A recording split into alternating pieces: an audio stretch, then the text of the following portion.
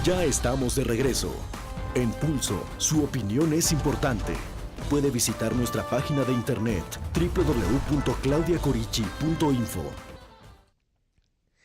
México es considerado una potencia petrolera. Ocupamos el tercer lugar en producción petrolera en el continente, solamente después de Estados Unidos y de Venezuela. A nivel mundial nos encontramos desde hace un buen rato entre los 10 primeros lugares de exportación. Sin embargo, en cuanto a reservas probadas, apenas entramos en la lista de los 20 países con mayores reservas. ¿Qué significa esto? ¿Qué significa que aunque tengamos petróleo y estemos haciendo una exportación fuerte, no tengamos, según los especialistas, tantas reservas? Para algunos nos estamos acabando esta reserva petrolera del mañana, vendiendo hoy nuestro petróleo al por mayor, sin ton ni son, y sin planeación también. Para dar mayor perspectiva a estos datos, debemos considerar que nuestro consumo por persona de petróleo y sus derivados, pues todos los derivados que hay, gasolina, nos sitúa hasta la posición 68 de una lista de 100, con apenas un promedio de 18 barriles diarios por cada 1,000 habitantes, muy lejos de Estados Unidos, por ejemplo, donde se consumen alrededor de 60 barriles diarios por cada 1,000 habitantes, lo cual no está mal que sea un poco menos. Pero como podemos ver, la diferencia entre nuestra producción y nuestro consumo y beneficio, pues es muy grande. El petróleo, el llamado oro negro, es un recurso no renovable, como muchos sabemos, y de gran valor presente en nuestro subsuelo. Es parte de la riqueza de nuestro país, es parte de nuestro patrimonio. Pero ¿qué pasa con esa riqueza? ¿Cómo se administra actualmente? ¿Para qué ha servido y para qué debería servir tanta riqueza que tenemos debajo de la tierra?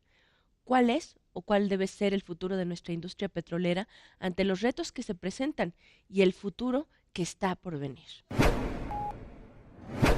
Estimadas amigas y amigos, qué bueno que siguen con nosotros en este su programa Pulso Fórmula. Como lo prometido es deuda, estamos con nuestro invitado especial, Fluvio Ruiz, doctor, además un gran especialista y parte del equipo que ha estado trabajando sobre los temas de Pemex, pues yo creo que hace ya muchos años. Bienvenido, Fluvio. Muchísimas gracias, Claudia. De verdad me da mucho gusto estar aquí contigo. Pues es un gusto tenerte. Vamos a ir justamente a ver una reseña de nuestro invitado especial, porque me gustaría que lo conocieran y después, por supuesto, la entrevista con él.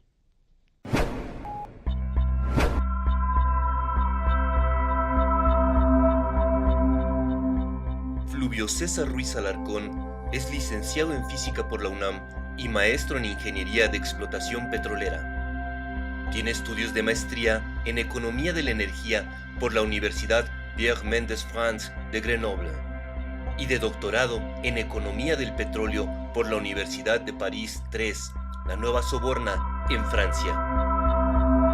Ha sido asesor en materia de política energética para las legislaturas 56, 59 y 60 de la Cámara de Diputados.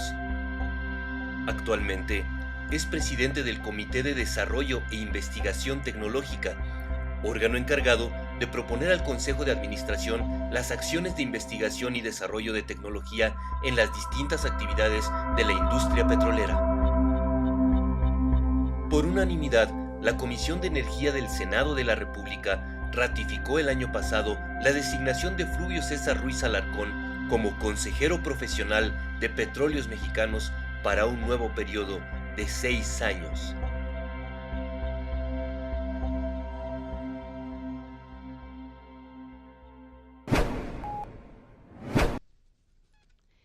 Como ven, un invitado muy especial con un currículum extraordinario, el doctor Fluvio. Yo te voy a decir Fluvio, tenemos mucho tiempo de conocernos, sí, Fluvio. Nos conocemos muchos años atrás. Y la verdad es que creo que es un tema muy importante, porque algunos dicen que se prepara una gran reforma energética en el país y algunos decimos, bueno, ¿realmente qué le falta a Pemex? ¿Qué son las cosas que hay que reformar o cambiar en Pemex? Mira, yo estoy convencido que hay una triada, pero que la señalo como una triada, porque si falla una de las tres, la reforma no tendría el sentido ni el impulso, los alcances que podría tener. Fundamentalmente es disminuir el régimen fiscal de Petróleos Mexicanos. Simplemente hay que fijarse en los datos. Por ejemplo, para el año pasado Pemex tuvo utilidades antes de impuestos de 907 mil millones de pesos y después de impuestos solo tuvo utilidades de 5,000 millones de pesos.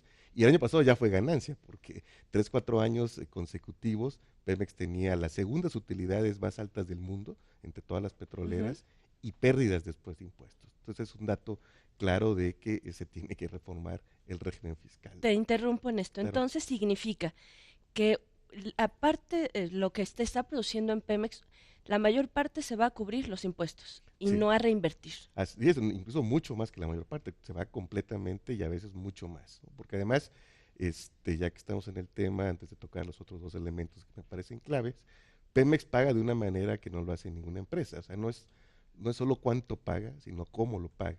Pemex paga impuestos diarios, entonces muchas veces se queda con problemas de flujo de efectivo para cubrir los miles de millones de pesos que diariamente entera a la Secretaría de Hacienda, ¿no? Entonces este es uno de los elementos fundamentales. ¿Los otros dos cuáles serían para la reforma? El segundo es la autonomía presupuestal.